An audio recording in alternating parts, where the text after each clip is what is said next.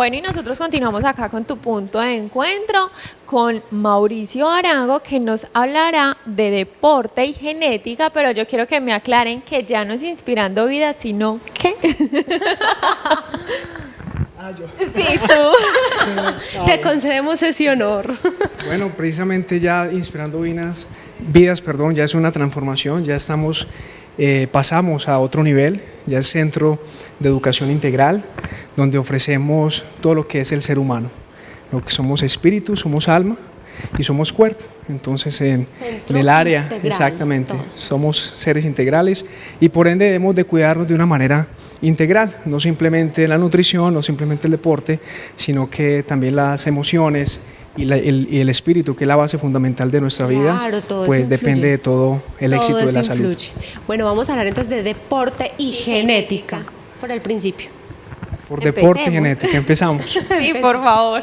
Bueno, como hemos hablado en los anteriores programas, las personas creen que haciendo una cosa, todo el mundo haciendo lo mismo, van a tener el mismo resultado o resultados diferentes, por decirlo de alguna manera, pero no hemos entendido que todos nosotros somos individuales, es decir, a ti te crearon, te botaron el molde, no hay otra Jessica, no hay otra Suani, no, simplemente tú vienes con un código genético, vienes con unas características genéticas, venimos con una información genética que es única e irrepetible y que ya eso va a influir en todo lo de nosotros, independientemente si estamos hablando de la parte emocional, como si estuviéramos hablando de la parte nutricional o deportiva. Aquí estaba pensando porque muchas personas son, voy a ir al gimnasio porque quiero tener el cuerpo de tal persona, quiero tenerlo así igualito. Eso es imposible, ¿cierto? Es que así suene muy cliché, todos los organismos no son iguales,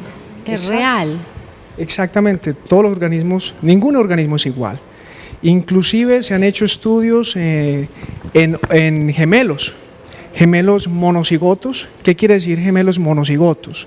Son niños que nacieron en el mismo saco vitelino de la madre, es decir, que la genética es idéntica. Pero lo interesante de eso es que hicieron estudios más o menos a unos 30 años, en donde después de haber nacido los niños, uno se fue para una parte del mundo, otro se fue para otra parte del mundo, compartían la cultura pues donde estaban, la parte nutricional, las emociones, el trabajo, el estilo de vida era diferente, y cuando se volvieran a reunir, pues uno estaba muy enfermo y el otro no estaba enfermo. Entonces uno se pone a pensar, si supuestamente son iguales genéticamente, ¿por qué uno está enfermo y por qué otro no está enfermo? Y ahí es donde va la palabra epigenética. La palabra epigenética es más allá de los genes, en donde es el ambiente en el cual uno se va desarrollando, que no solamente es el área nutricional, sino también el área deportiva. Entonces, lo que tú dices es verdad, nadie es igual, pero a pesar que vienen de un ADN idéntico como los gemelos, el ambiente, como lo que vamos a hablar hoy, que es el deporte, influye mucho en la parte genética. Entonces es como cuando uno va al gimnasio, por ejemplo, y ve a unas, a mujeres, tienen el cuerpo más tonificado, más marcado, y hay otras que haciendo lo mismo que está haciendo la otra, no logran como tener esos mismos rasgos físicos. Exactamente. Haciendo los mismos ejercicios. Haciendo lo mismo ejercicio. Ustedes dos pueden ir al mismo gimnasio, le pueden hacer el mismo entrenamiento, les pueden dar la misma alimentación, les pueden decir los tips de algunos entrenadores que le funcionó a ellos, pero resulta que en el transcurso del tiempo tú tuviste un resultado X y tú tuviste un resultado Y. Y la pregunta es, ¿pero por qué?